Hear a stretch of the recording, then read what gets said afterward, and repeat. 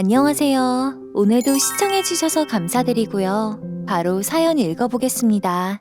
여러분들은 따로 투자 중인 게 있나요?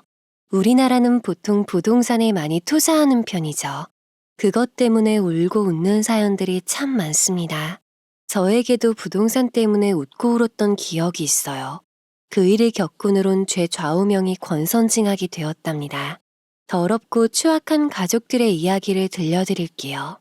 얘, 내가 너 돈 번 거 나눠달란 것도 아니고 나도 돈 좀 벌고 싶으니 가르쳐달라는 건데 그게 그렇게 아깝니?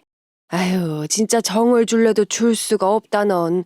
그럴 거면 자랑이라도 하지 말지 그랬니? 안녕하세요. 저는 평범한 회사원인 30대 여성입니다. 남편과는 캠퍼스 커플로 연애를 하다 결혼에 골인했는데요. 저와 남편 쪽 모두 평범한 집안과 직장을 다니고 있었기에 결혼까지 별 문제 없이 일사천리로 진행되었습니다. 좀 특별한 케이스인 건 시댁 쪽 친척들 대부분이 캐나다에 거주한다는 점이었어요. 남편의 큰아버지께서 캐나다로 이민 가셨다가 차렸던 식당이 대박이 나서 엄청 성공하셨다네요. 이후 큰아버지의 제안에 따라 다른 친척 몇몇 분들도 이민 가셔서 식당 하나씩 차리셨다고 합니다. 그런데 그때 저희 시댁 쪽에도 제안이 들어왔었대요. 캐나다로 넘어오면 한국에서보다 훨씬 여유롭게 살 수 있도록 책임지겠다고 하셨다나요. 하지만 시어머니께선 생판 모르는 나라로 떠나 서양인들과 사는 게 싫으셨답니다. 반면에 시아버님께서는 인생에 다신 없을 기회라고 생각하셨다네요. 그래서 시어머님께 제발 가자고 부탁까지 하셨고 아니면 나 혼자라도 가게 해달라고 하셨답니다. 절대 안 돼. 난 거기 가서 코쟁이들이랑 같이 살 생각 없어. 말도 안 통하는데 어떻게 산다는 거야? 정말로 거기 가고 싶으면 당장 이혼하고 와이프 자식들 다 버리고 가. 난 절대로 허락 못해. 하지만 시어머님의 뜻은 생각보다 많이 강경하셨죠. 아버님께선 제 꿈을 위해 가족들을 다 버릴 순 없었기에 결국 계속 한국에서 생활하는 걸로 마무리되었어요. 그런데 그때 남편의 큰아버지께서 시아버지께 맡기겠다고 했던 식당이 1년쯤 지나 진짜 말 그대로 초대박이 났답니다. 유명한 연예인들이 방문하고 인증할 정도라고 하니 말 다 했죠. 그 식당은 제안을 거절한 시댁 대신 남편의 고모님이 받으셨었대요. 원래 고모님네는 평범한 중소기업에 다니던 부부셨는데 캐나다로 이민 가고 1년 만에 돈방석에 앉아서 슈퍼카 끌고 다닌다더군요. 그쯤 되니 시아버님은 얼마나 분통이 터지셨겠어요. 내 말 믿고 갔었다면 우리 인생이 달라졌을 텐데 너 때문에 망했다는 말들을 달고 사셨습니다. 자연히 시어머니와 사이가 나빠져 두 분은 법적으로만 부부일 뿐 따로 살고 계세요. 남편에게 이야기를 다 들었을 땐 두 분 다 그 입장이 이해가 되더군요. 어머님도 그렇게 잘 될 줄 몰랐을 거고 아버님도 일생일대 기회를 놓친 것 같아 화가 나시겠죠. 그런데 남편은 아버님보다 어머님께 더 많이 의지하는 편이었습니다. 솔직히 아버지는 어릴 적부터 일만 한다고 집에도 잘 안 들어오셨고 나랑 별로 큰 추억이 없어. 그래서 어머니가 내 엄마이자 아빠라고 생각하고 있고 당신도 결혼하고 나서 괜히 아버지 찾아가서 안부 인사하고 그럴 필요 없어. 우리 엄마만 챙기면 돼. 저야 남편의 뜻이 그러하니 따를 수밖에 없었습니다. 실제 아버님께서도 쿨한 성격이셔서 앞으로 아들이랑 잘 살기만 하면 되지 굳이 제게 잘할 필요는 없다고 말씀하셨고요. 시댁살이 2배로 하는 거 아니냐며 친정 부모님께서 걱정하셨는데 그럴 일은 없어서 다행이었죠. 그래도 내심 마음속에는 아버님이 한편에 자리 잡고 있어서 남편 몰래 주기적으로 찾아뵙곤 했었습니다. 그렇게 결혼하고 한 달쯤 지났을 때 다 같이 캐나다에 갈 일이 생겼습니다. 아무래도 시댁 친척분들 대부분이 캐나다에 거주하고 계셔서 저희 결혼식 때 오지 못하셨거든요. 그래서 캐나다에 계신 친척분들만 모시고 소규모로 스몰 웨딩을 한 차례 더 하기로 했습니다. 전 사실 대학 졸업하고 정말 빡빡하게 인생을 살아왔어요. 그래서 그 흔한 해외여행 한번 떠난 적이 없었죠. 인생에서 처음으로 해외에 가는 거라 엄청 설레었던 기억이 납니다. 그런데 표를 예매하기로 한 날 남편이 좀 곤란하다는 듯 멋쩍게 웃으며 제게 말하더군요.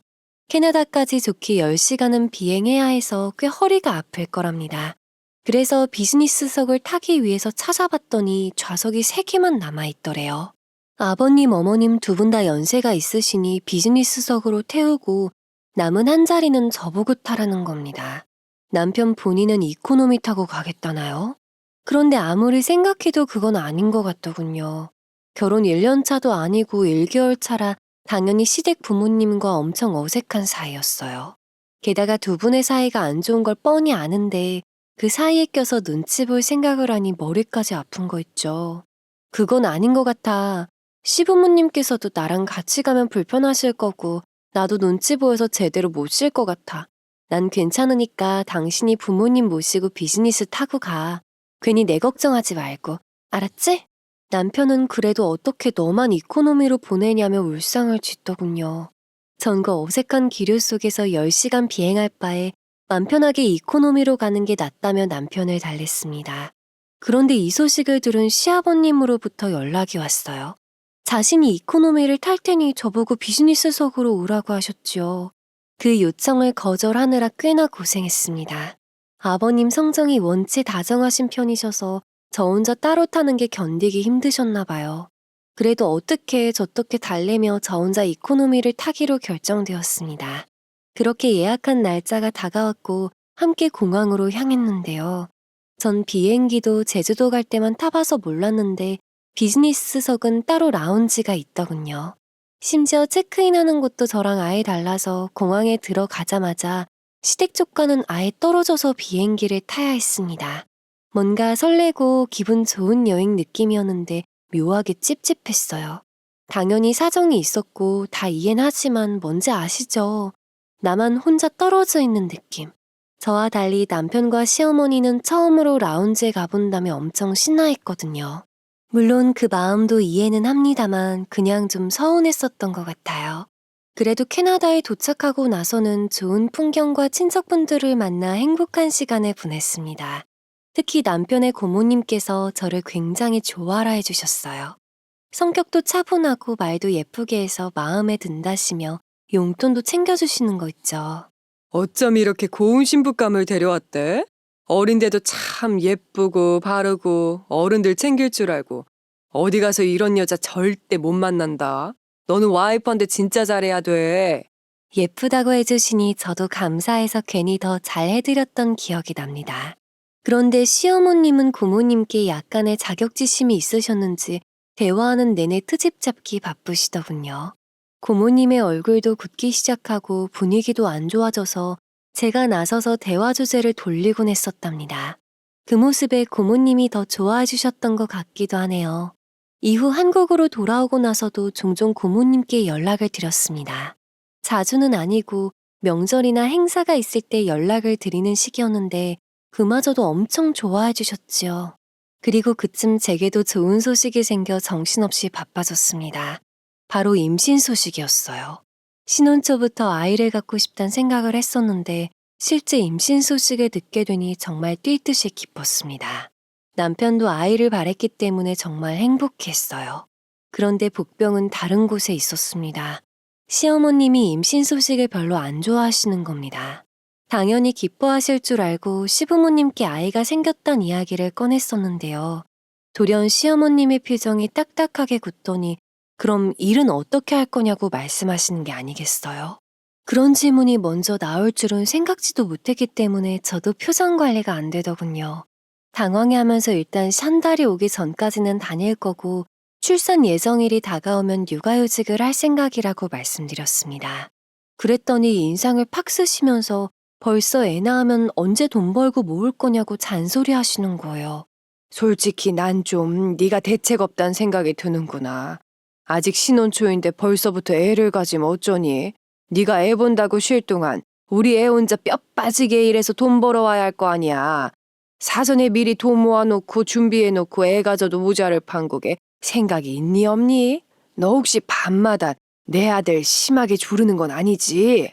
갑자기 돈 얘기를 꺼내면서 타박하시니 저도 얼떨떨해서 제대로 대꾸하지 못했어요. 애는 저 혼자서 갖겠다고 생기는 게 아니잖아요.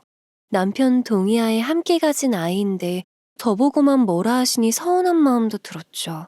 하물며 같은 여자인데 조르다뇨. 그 마지막 말에 얼굴이 빨갛게 달아올랐었죠. 그런데 남편은 절 보호하긴커녕 저 따라 우물쭈물하고 있었던 겁니다. 그런데 그때 시어머니 옆에 계시던 시아버님이 대신 나서서 화를 내셨습니다. 여기서 축하한단 말 대신 어떻게 돈 얘기를 꺼내냐면서요.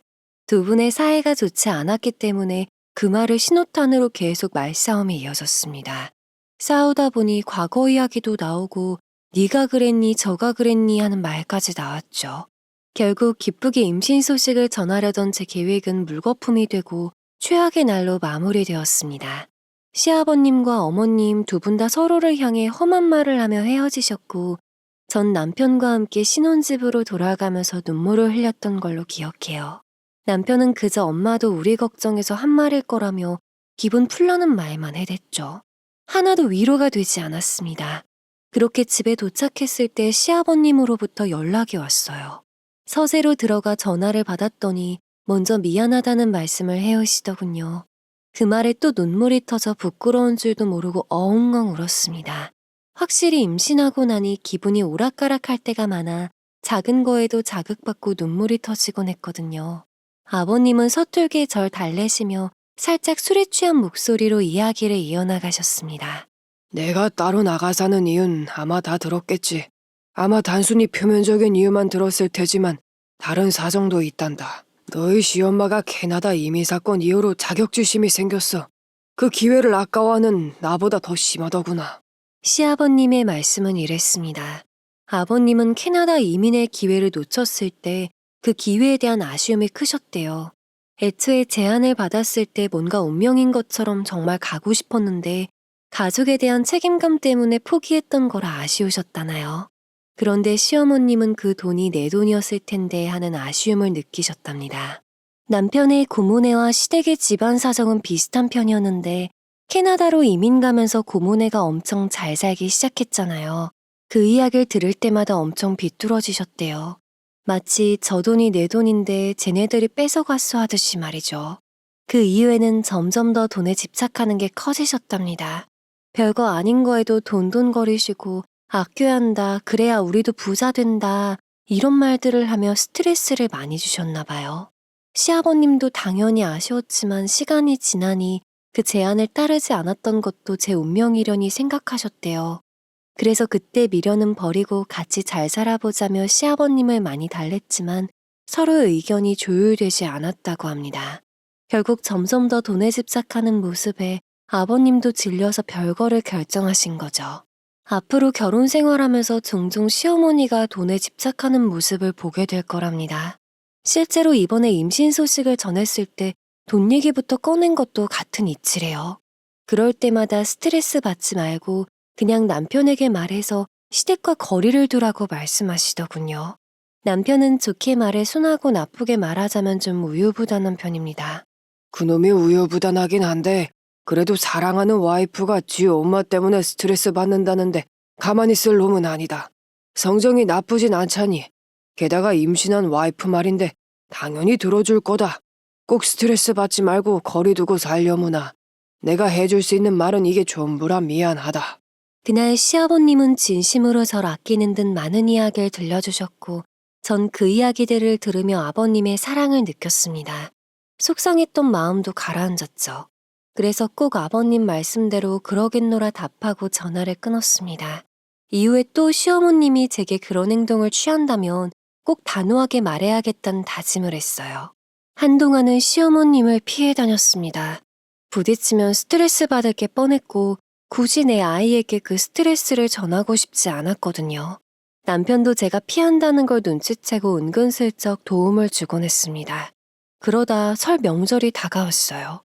이날까지 피한다면 며느리로서의 도리를 못하는 거란 생각이 들어서 시어머님 댁을 찾았습니다.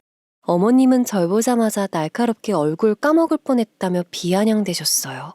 남편이 옆에서 요즘 회사 일이 바빠서 그렇다며 말을 돌리지 않았더라면 제 입에서도 날카로운 말이 나갔을 겁니다. 다행인 점은 시댁은 제사를 하지 않는 집안이란 거였어요. 그래서 그냥 명절이니 같이 모여 맛있는 밥 한 끼 먹는 게 전부였죠. 남편과 함께 사갔던 음식을 나눠 먹으며 이런저런 일상적인 대화를 나눴습니다. 그래도 같이 밥 먹으면서 대화할 땐 예전의 모습 그대로셨어요. 저도 한결 편한 마음으로 식사했습니다. 이후 어머님은 과일을 깎겠다고 하셨고 전 설거지를 시작했어요.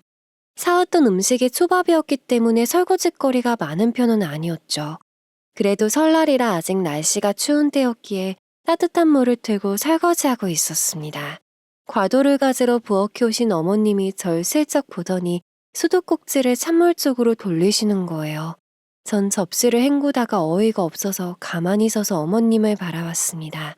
그랬더니 제 등을 한 대 짝 때리시더니 이러시는 거예요. 넌 어쩜 돈 아낄 줄을 모르니? 원래 부자들은 이런 사소한 것까지 아끼면서 사는 거 모르니? 이런 것부터 아껴야 부자 되는 거야. 에휴, 답답하다, 답답해. 고무장갑이 없어 맨손으로 설거지 중이었는데 찬물에 씻으라고 하는 건 절약이 아니라 괴롭힘 아닌가요? 불량한 마음이 샘솟아서 저도 모르게 어머님께 따지듯 물었습니다. 시어머님은 항상 찬물로 설거지 하시느냐는 질문이었죠. 그랬더니 당연하다는 듯 답하시는 게 아니겠어요? 아, 그래. 이런 작은 걸로 싸워서 뭐 하겠나 싶어서 고무장갑이라도 내달라고 말씀드렸습니다. 그랬더니 고무장갑은 돈 아니냐며 손이 있는데 굳이 뭐하러 쓰냐는 말을 하시는 거예요. 그땐 저도 못 참고 울컥해서 남편을 불렀습니다. 거실 테이블을 닦던 남편은 무슨 일이냐며 부엌에 들어왔죠. 어머님이 찬물로 설거지 하라시는데 당신도 알지만 나 요즘 피부도 약해져서 자꾸 트잖아. 피부과 약 강해서 아기 때문에 먹지도 못하는 거 알지? 당신이 나 대신 설거지 좀 해줘. 시어머님은 제 말 듣더니 깜짝 놀라며 어디서 남편을 부려먹냐면서 소리치더군요. 그제야 더 정확하게 느낄 수 있었습니다. 시어머님은 돈에 집착하는 것보다 절 골탕 먹이고 싶어 한다는 것을요. 남편은 제 눈치를 보면서 자기가 설거지할 테니까 나가 있으라고 말했습니다. 그에 휙 하고 거실로 나갔더니 뒤에서 소리치는 시어머님의 목소리가 들려왔어요. 뭐 저런 네 가지가 다 있니? 내가 그랬지. 그때 선봤던 아가씨가 훨씬 낫다고 말이야. 그 아가씨랑 결혼했으면 너 이미 인생 다 폈어. 그 집 부동산 투자한 거 대박나서 다들 해외여행 다니면서 산다더라. 전 대체 저게 뭔 소린가 싶었습니다. 남편은 허둥지둥대면서 시어머님의 입을 막기 바쁘더군요. 머리를 굴리다 보니 대충 어떤 상황인지 이해가 갔습니다. 그대로 가방을 들고 시댁을 빠져나왔어요. 저 혼자 집으로 돌아갔더라면 솔직히 이혼까지 갔었을 것 같습니다. 그런데 다행인지 뭔지 남편이 저 따라서 쫓아나오더군요. 차 안에 들어서서 대체 저게 무슨 말인지 자세히 설명하려고 종용했어요. 남편의 입에서 나온 말은 제가 예상한 그대로였습니다. 저희는 캠퍼스 커플이었다고 말씀드렸잖아요. 22살 때부터 오랜 기간 연애를 해왔었는데 시어머님의 눈엔 제가 탐탁지 않으셨던 모양입니다. 처음엔 별 생각 없다가 결혼 이야기가 나오니 욕심이 나셨다나요? 모자간에 오붓하게 밥 한 끼 먹자고 해서 나갔더니 남편 동의 없이 마련한 선짜리였대요. 예의 없이 굴 수는 없어서 대충 비위만 맞추고 나와서 엄청 화를 냈었답니다. 다시 또 그러면 가만 안 있겠다고 해서 같은 일이 벌어지진 않았대요. 본인 선에서 잘 처리했다 생각해서 말하지 않았는데 이렇게 얘기 듣게 만들어 미안하답니다. 남편의 입장도 납득이 가고 진심으로 미안해하는 것 같아 마음이 금방 풀렸어요. 대신 시어머니를 향한 원망은 더 커졌죠. 결국 저희 집안에 돈이 많지 않아서 그렇게 시댁살이를 시켰다는 거잖아요. 게다가 신혼초까진 아무렇지 않게 연기하다가 아기 생기니까 이젠 묶어둔 개다 싶었는지 본색을 드러내신 거고요. 당신 얘기 뭔지 알겠는데 나 앞으로는 어머님께 며느리 노릇 할 생각 없어. 이 정도로 사이 틀어졌는데 당신도 내게 며느리로서 해야 할 일을 바라면 염치 없는 거야. 난 최선을 다했다고 생각해. 남편은 제 말을 듣더니 고개를 끄덕였습니다. 앞으로 어머님은 자기가 챙길 테니 따로 안부 연락이니 뭐니 하지 않아도 된다고 하더군요. 그렇게 사건은 일단락되었습니다. 이후 몇 개월간은 어머님과 마주칠 일이 없었어요. 임신 8개월 차쯤 됐을 때였습니다. 남편에게 남동생이 한 명 있었는데 캐나다에서 유학 생활을 하고 계셨어요. 그래서 캐나다에서 가족 간의 소규모 결혼식을 할 때 처음 봤었죠. 그때 이후로 따로 본 적은 없었는데 이번에 대학 졸업과 함께 한국으로 들어온다고 하시더군요. 그렇게 도련님과 함께 식사하는 자리가 생겨 오랜만에 시어머님도 봐야 하는 상황이었습니다. 남편에게 혹시나 또 시어머님이 날 자극하면 바로 그 즉시 집에 갈 거라고 당부해 두었어요. 다행히도 걱정한 일은 벌어지지 않았습니다. 시어머님도 도련님을 오랜만에 봐서 그런지 엄청 들떠 계셨죠. 제게 도련님의 첫인상이자 마지막 인상은 캐나다에서의 결혼식이었잖아요. 그래서 어떤 분인지 잘 몰랐는데 이번에 같이 식사하면서 좀 의외인 면이 느껴졌습니다. 순둥한 편인 남편과 달리 엄청 강한 분이셨거든요. 좀 냉정하게 말하자면 허세가 많은 편인 듯 했습니다. 경영학과를 졸업하셨다고 들었는데 이번에 한국에 들어왔으니 스타트업 회사를 하나 차리실 거래요. 그런데 아직 뭐 아이디어가 있는 것도 아니고 차린 것도 아닌데 벌써 성공한 사람처럼 말씀하시는 겁니다. 자긴 반드시 성공할 거고 우리 집안 일으켜 세워서 상류층으로 만들어줄 거고 뭐 그런 말들을 하셨죠. 그럼 우리 아들, 엄마는 너뿐인 거 알지? 우리 둘째 아들 없었으면 어떻게 살겠어? 내가 요즘 얼마나 힘들었는데. 그래도 이제 엄마 편인 우리 아들이 와서 너무 행복하다. 시어머님은 도련님의 말에 다 맞다며 맞장구 치면서 요즘 얼마나 힘들었는데 라는 말을 할 땐 절 째려보기까지 하셨습니다. 속으로 좀 유치하다고 생각했던 것 같아요. 다음 이야기의 주제는 도련님이 거주할 집이었는데 저희 신혼집 있는 동네에 좀 비싼 오피스텔이 있었습니다. 그곳에 월세집을 구한다는 거예요. 얼만지 여쭤보니 달에 80씩 나간다는 겁니다. 솔직히 그만큼의 돈을 감당할 만큼 시댁이 여유롭지도 않고 도련님도 백수인 상태잖아요. 뱁새가 황새 따라가다 가랑이 찢어진다고 너무 과하게 무리한 거 아닌가 싶었습니다. 걱정하는 말을 전했더니 어차피 자기 곧 창업할 거고 그럼 80만 원쯤은 껌이라면서 허세를 부리시더군요. 제가 뭐라 한다고 해서 들을 것 같지도 않고 그래 어차피 남일이다 싶어 구태여 말을 더 붙이진 않았습니다. 그러고 2달쯤 더 지났을 때였어요. 산달이었기에 한창 예민해진 채 생활하고 있었습니다. 그런데 다행히도 진통을 느낀 후 곧바로 출산까지 이어져서 크게 고통스럽지 않았어요. 아이는 사랑스러운 딸이었는데 태어날 때부터 효녀 노릇한 셈이죠. 그맘때쯤 남편의 고모님이 한국으로 들어오게 되었습니다.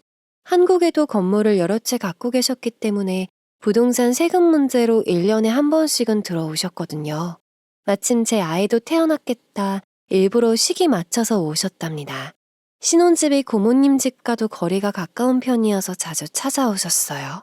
희한하게 제 딸아이도 고모님 얼굴을 보면 방실방실 잘 웃어댔죠. 우리 조카 며느리 출산하느라 얼마나 힘들었겠어. 그래서 내가 몸에 좋다는 거 다 챙겨왔단다. 이거도 먹어보고 저 한약도 꼭 챙겨 먹어. 기력 회복에는 이만한 게 없다니까 잊지 말고 꼭 챙겨야 한다. 먼 시골에 살고 계신 친정 부모님 대신 고모님이 그 역할을 맡아주셨어요.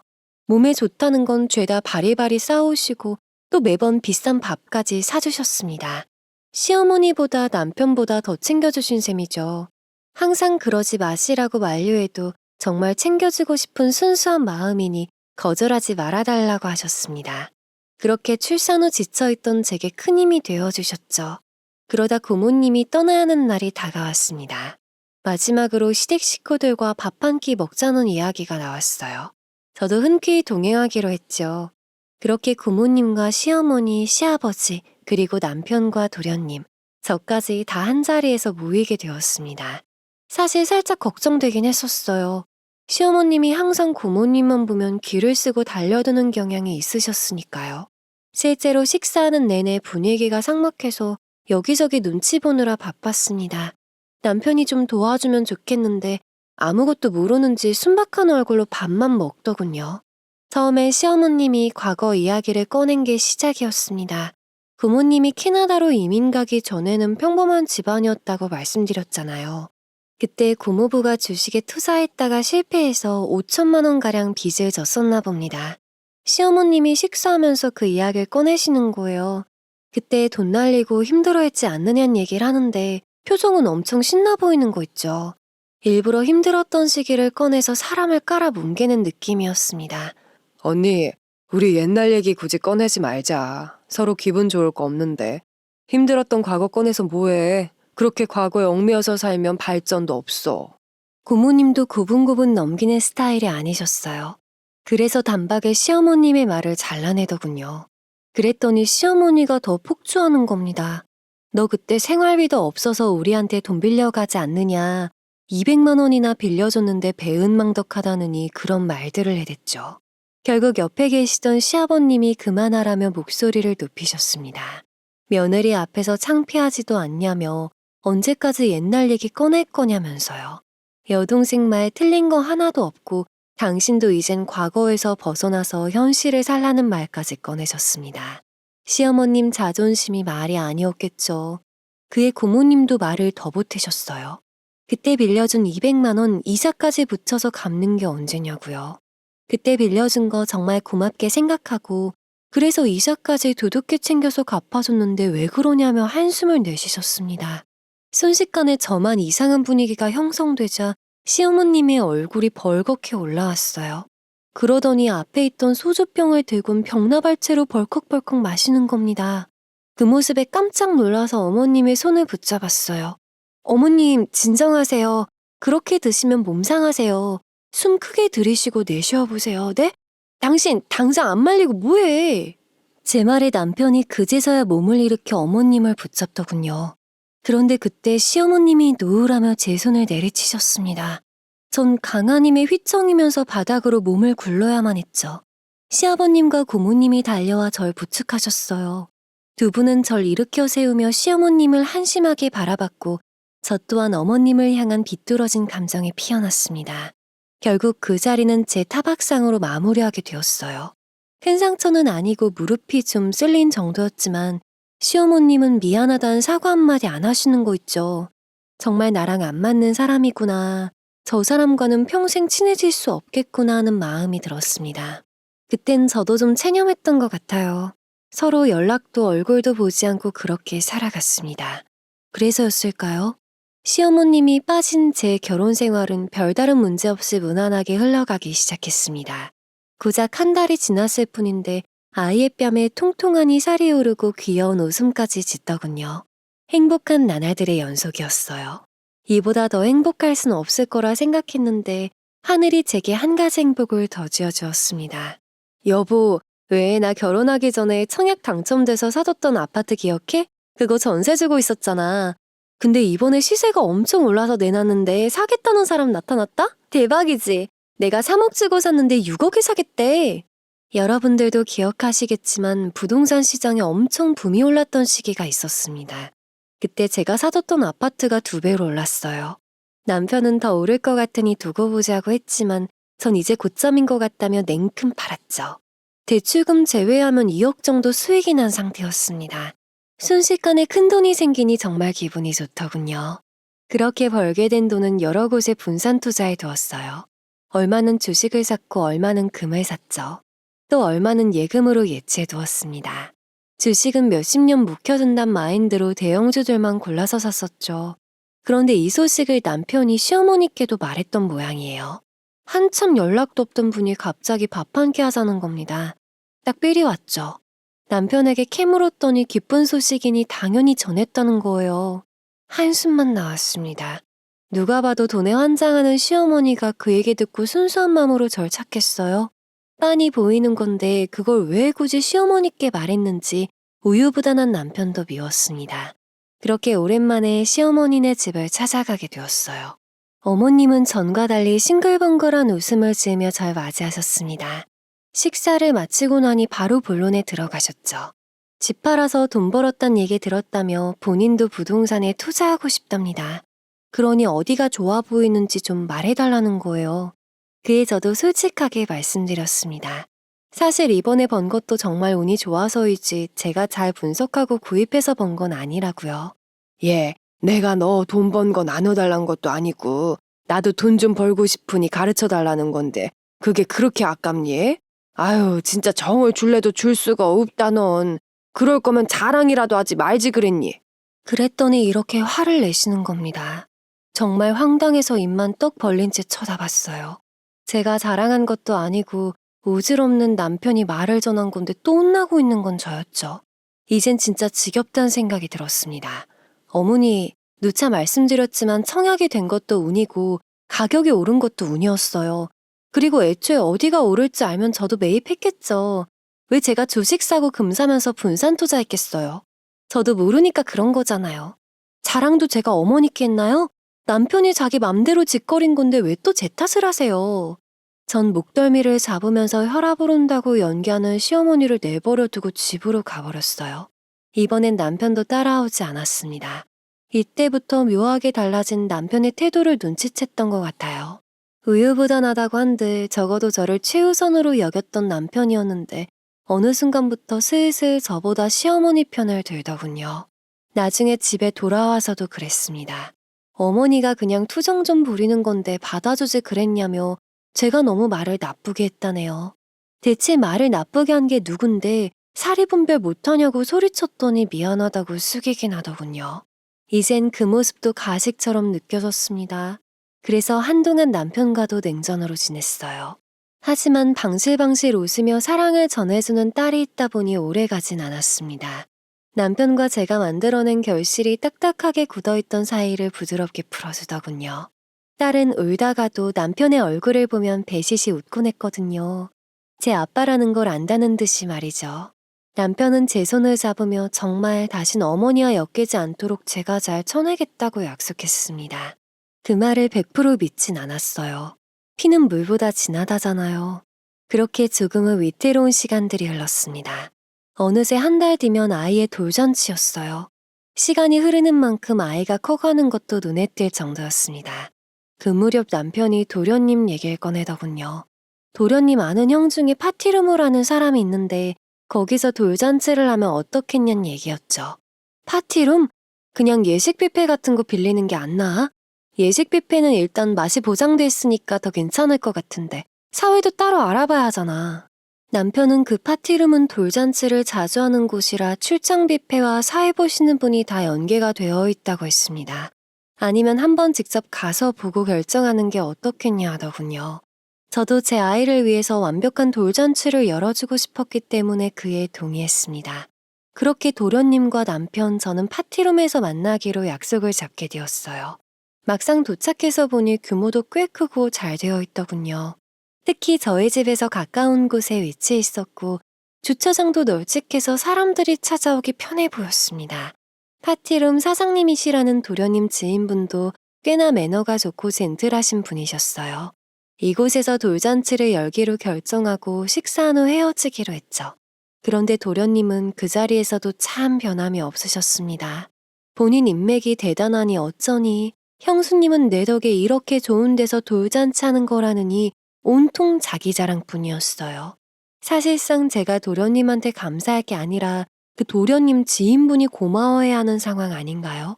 솔직히 이 파티룸 아니더라도 돌잔치 할 수 있는 곳은 널렸잖아요. 이쯤 되니 일부러 그러는 건가 싶었습니다.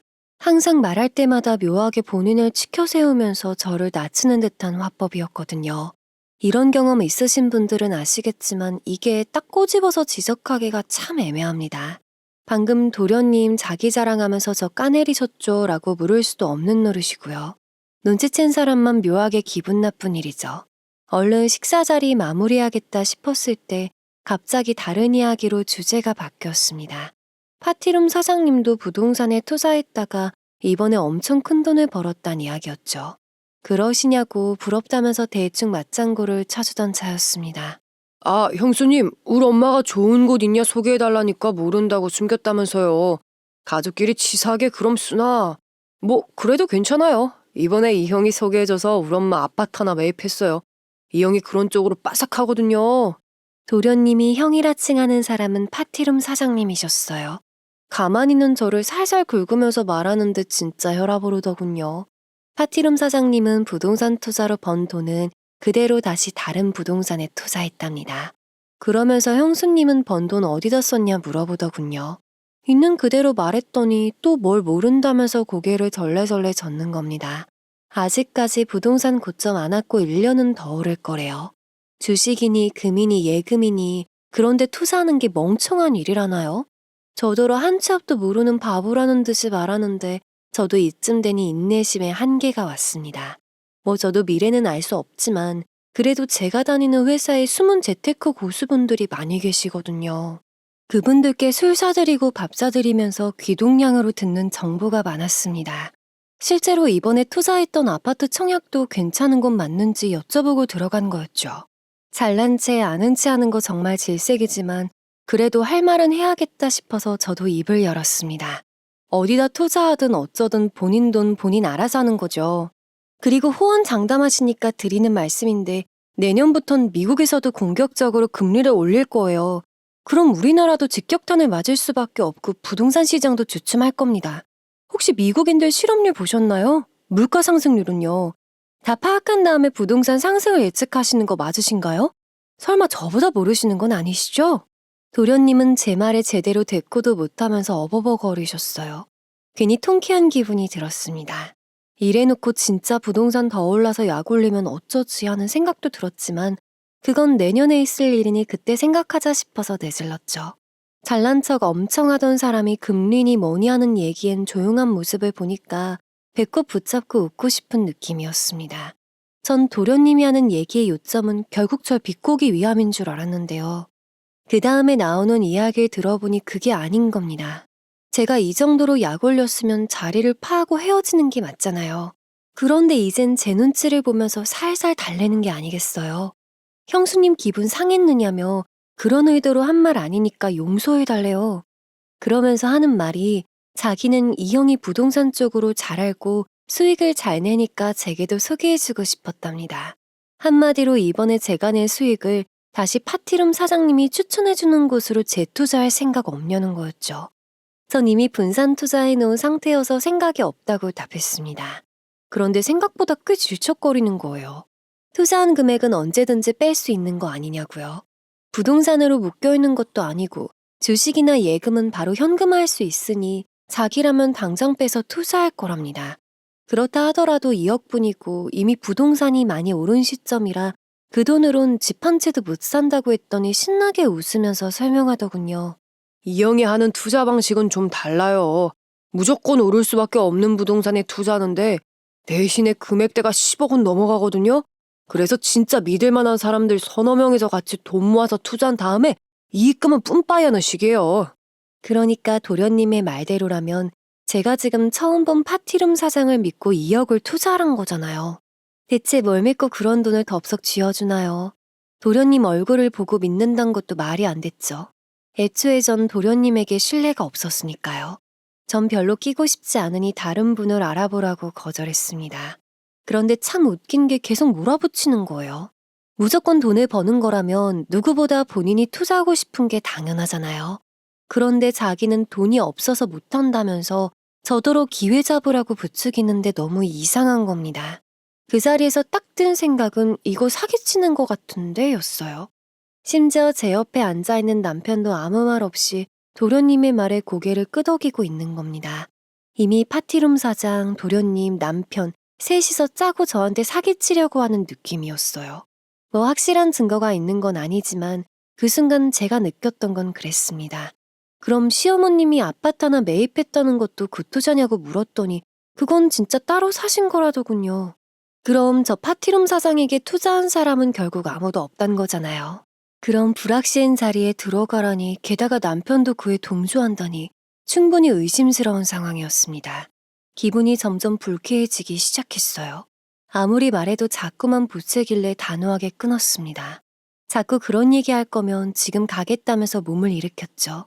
그제 알겠다며 한 걸음 물러서더군요. 정말 피곤한 식사 자리였다 생각하면서 남편과 함께 집으로 돌아가는 차 안이었습니다. 갑자기 시어머님이 아파트를 매입했다는 이야기가 생각났어요. 제가 알기론 어머님이 갖고 있는 재산은 살고 계신 빌라가 전부였습니다.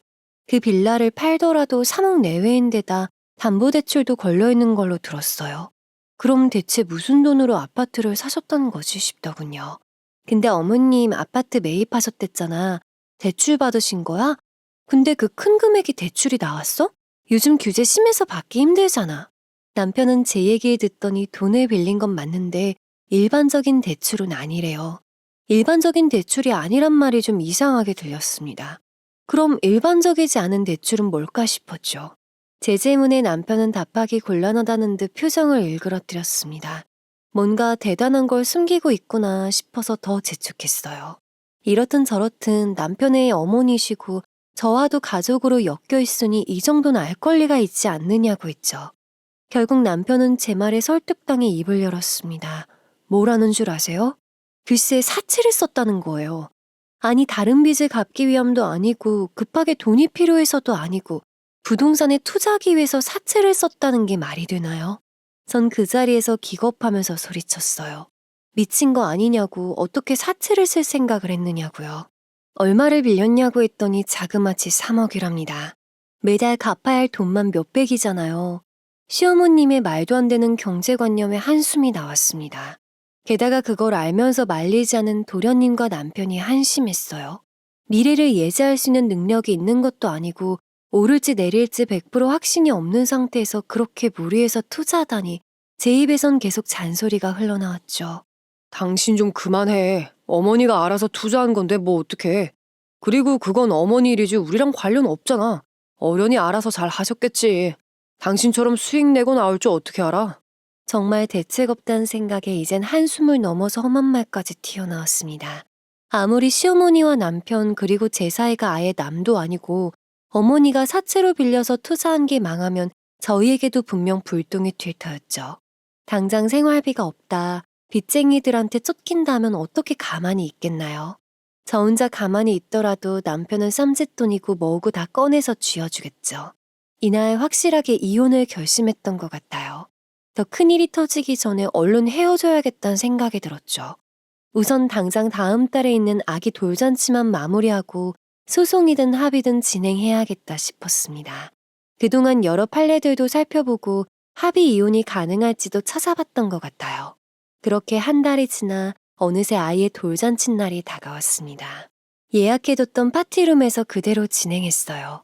그 사장이 딱히 마음에 든 건 아니었지만 그래도 돌잔치 퀄리티는 꽤 괜찮았습니다. 친정 부모님께선 인테리어도 깔끔하고 분위기도 좋아서 가본 돌잔치 중에 가장 인상 깊다고 칭찬해 주셨어요. 다행이었죠. 사회도 센스 있게 진행해 주셔서 다 같이 하하호호하는 분위기에서 돌잔치를 마무리할 수 있었습니다. 이후 가족들끼리 뒤풀이로 따로 모였던 자리에서 사건이 터졌어요. 그 당시 남편의 고모님도 함께 계셨는데요. 세금 문제랑 제 돌잔치 날짜랑 비슷해서 한국에 들어오신 상태였습니다. 그래서 가족들 뒤풀이 자리에도 함께 계셨죠. 전에 같이 했던 식사 자리에서 시어머님과 다툼이 있었기 때문에 또 긴장이 되더군요. 고모, 나 오랜만에 보는데 용돈 좀 주면 안 돼? 나 벌써 30대인데 20대 꼬맹이한테 주는 만큼 찔끔 주지 말고 좀 두둑하게 해, 어? 고모 돈 많잖아. 그런데 이번엔 시어머님이 아니라 도련님이 불씨를 붙였어요. 도련님의 말에 고모님의 인상이 일그러지는 게 보였습니다. 마치 맡겨놓은 것 마냥 돈 달라고 하는데 기분이 좋을 수가 없죠. 게다가 두둑하게 챙겨달라며 세세하게 요구하니 고모님도 심기가 불편하셨을 겁니다. 고모님은 한숨을 푹 내쉬며 저번에도 100만 원 주지 않았냐고 답하셨어요. 그에 이번엔 시어머님이 콧방귀를 뀌시는 겁니다. 고작 100만 원 준 걸로 또 생색 낸다면서요. 100만 원이 고작이라는 말이 붙을 만큼 적은 돈은 아니지 않나요? 그 말에 저도 인상이 찌푸려졌습니다. 시아버님이 말리기도 전에 고모님의 목소리가 들려왔어요. 왜 자기 얼굴만 보면 맨날 돈돈거리냐는 울분 섞인 목소리였죠. 그동안 쌓인 게 많으셨는지 매번 돈 얘기에 지친다는 말씀까지 하셨습니다. 그 목소리에 쌓인 피로감이 느껴져 저조차 마음이 쓰릴 정도였어요. 고모님은 가족들 간의 우애를 중요시 여기고 그래서 그만큼 잘 챙겨주고 보살펴주고 싶어 하셨습니다. 그런 순수한 마음을 시어머님과 도련님은 이용해 먹듯 줄도 돈을 요구하셨었나 봐요. 게다가 시어머님은 고모님을 향한 자격지심까지 있었으면서 뒤에선 몰래 돈을 요구했다니 정말 웃기지 않나요? 나도 캐나다로 이민 가서 잘 풀린 거 알고 맨 처음엔 오빠한테 간 제안이었었던 거 다 알아. 그래서 그 부채감 때문에 일부러 더 잘 챙겨주고 돈도 보내주고 했잖아. 둘째 조카 창업한 데서 3천만 원도 빌려줬는데 갚을 생각은커녕 얼굴 보자마자 또 돈돈거리니 내 기분이 어떻겠어? 고모님의 말에 모두의 시선이 도련님에게로 향했어요. 저도 마찬가지였죠. 창업한다는 말은 듣긴 했지만 그걸 빌미로 고모님에게 돈을 뜯어갔더니 처음 듣는 얘기였습니다. 도련님은 어버버거리면서 창업해서 당연히 갚으려고 했다느니 지금 열심히 준비 중이라느니 온갖 이야기를 늘어놓더군요. 그러면서 하는 말이 창업 비용이 부족해서 제대로 준비 못하고 있답니다. 여기저기 투자 좀 해달라고 말하곤 있는데 마땅한 사람이 없어서 진행이 더디다나요.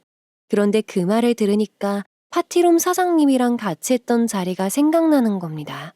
그때도 왜 파티룸 사장님한테 투자하면 무조건 돈 버는 거라고 엄청 절꼬셨잖아요. 그 투자라는 말과 도련님의 창업 투자라는 말이 겹쳐서 들리는 겁니다. 전 설마 하는 마음으로 도련님께 물었어요. 저더러 투자라고 했던 것도 부동산 관련된 게 아니라 도련님 창업 관련된 거냐고요. 그랬더니 엄청 화를 내는 겁니다. 자기를 뭘로 보냐면서 거짓말 치면서 형수님 돈 뜯는 파렴치한으로 본 거냐면서요. 오해라면 죄송하다는 말을 하려는데 그때 좀 이상한 일이 벌어지더군요. 가만히 있던 남편도 나서서 제게 뭐라 하는 겁니다. 좀 이상하지 않나요? 별별 일 다 있어도 가만히 있던 사람이 의자에서 벌떡 일어나면서 저더러 화를 내는 게 말이에요. 꼭 숨들킨 사람처럼 찔리는 사람처럼 느껴지잖아요. 그래, 이번엔 당신이 너무했어. 동생한테 사과해. 우리는 다 잘 살아보자고 부동산에 투자하자고 한 건데 당신은 어떻게 그런 생각을 할 수 있어? 나도 좀 화가 나려고 하네. 그 모습을 가만히 쳐다만 보고 있자 남편도 좀 아차 싶었는지 자리에 앉으며 찬물을 마시더군요. 순식간에 분위기가 이상해졌습니다. 제 눈치를 보는 남편과 도련님 그리고 시어머님까지 시아버님과 고모님만이 의아해하는 눈빛이셨죠. 그 당시엔 아무렇지 않게 그래 내가 미안해 하고 상황을 넘겼지만 제 마음속엔 의심보단 확신이 피어났습니다. 이거 그냥 넘어가선 안 되겠다는 생각이 팽배해졌죠. 무조건 증거를 잡아야겠다 싶어서 남편에겐 아무런 티도 내지 않았어요. 일단 남편과 도련님이 나눈 연락을 몰래 확인해봐야겠다 싶었습니다. 그렇게 집에 돌아온 다음 남편이 확실하게 잠들었는지 여러 번 확인했습니다. 그리곤 폰을 열어 도련님과 나눈 카톡방 전문을 제 이메일로 보냈습니다. 지끈거리는 머리를 붙잡으며 최근 대화부터 차근차근 위로 올라가면서 읽기 시작했죠. 그런데 그 카톡방엔 정말 오만 얘기가 다 있더군요. 그동안 남편이 제게 보여줬던 다정한 모습은 전부 가면이었습니다. 애초에 제가 청약으로 돈을 벌었을 때부터 자기들끼리 그 돈을 어떻게 뺏어올지 궁리한 내용이 한가득 있었어요. 어떻게든 뜯어오려고 머리를 맞댄 대화 내용을 보는데 손이 벌벌 떨릴 정도였습니다. 게다가 그게 끝이 아니었어요. 1년 전쯤 도련님이 보낸 메시지가 눈에 확 박히더군요. 와, 우리 엄마지만 진짜 대단하다. 어떻게 캐나다 비행기 값을 빼돌릴 생각을 다 하냐? 그걸로 그럼 엄마 명품백 산 거야? 대단하다, 대단해. 메시지를 보자마자 설마 하는 생각이 들었어요. 그래서 황급히 그 위에 나와 있는 메시지들을 빠짐없이 훑었습니다. 설마가 진짜로 확신으로 바뀌는 순간이었어요. 왜 시댁 친척들이 다들 캐나다에 계셔서 거기서 소규모 결혼식을 했었다고 말씀드렸잖아요. 그때 비즈니스석이 3자리뿐이라서 저 혼자 이코노미 타고 갔던 거 기억하시죠? 참나. 그것도 고모님께서 장거리 여행 힘드니 비즈니스석 타고 오라며 티켓값을 줬었답니다. 그런데 제겐 3자리밖에 없었다고 하고 한 자리값 돈을 빼돌렸던 거예요. 그 당시 캐나다까지 가는 비즈니스석이 대략 500만 원 정도였거든요. 그 돈을 빼돌려서 시어머니 명품백을 샀다니 진짜 상식 바뀌죠.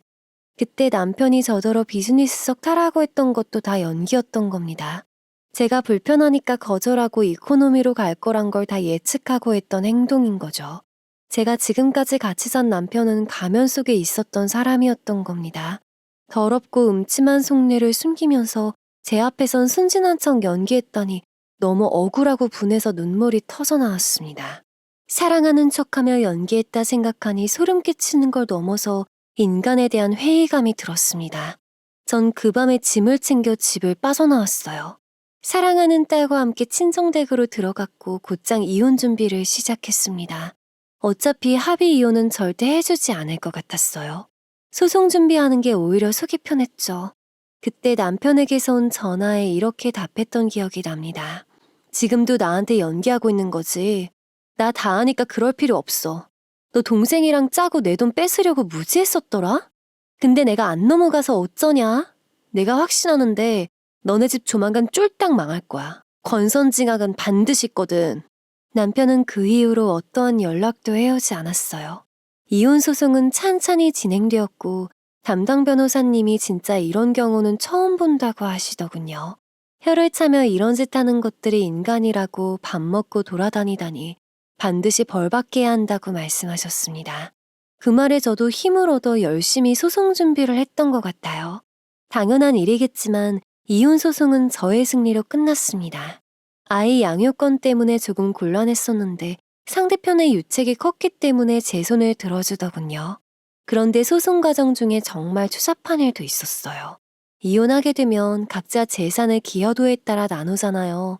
그런데 남편이 글쎄 제가 부동산에 투자해서 수익 냈던 걸 갖고 넘어지는 겁니다. 그 2억도 결혼했을 때 생긴 수익이니 반띵을 해야 한다고 우겼던 거죠. 어찌나 어이가 없던지 진짜 인간이 아니다 싶었습니다. 법정에선 결혼 전에 제 혼자서 청약으로 구입했던 부동산이고 결혼 생활과는 관련 없다고 판단 내렸습니다. 남편은 거의 빈털터리로 제게 위자료만 뱉어낸 채 이혼당해야 했죠. 그런데 그거보다 더 꼬신 건 뭔 줄 아세요? 그때 시어머니가 사채 써가며 무리해서 아파트 샀던 거 기억하시죠? 제가 그 아파트의 동호수를 기억하고 있어서 한 번씩 부동산 살펴볼 때마다 시세를 확인했어요. 매입했던 가격에서 정확하게 2분의 1토막이 난 거 있죠.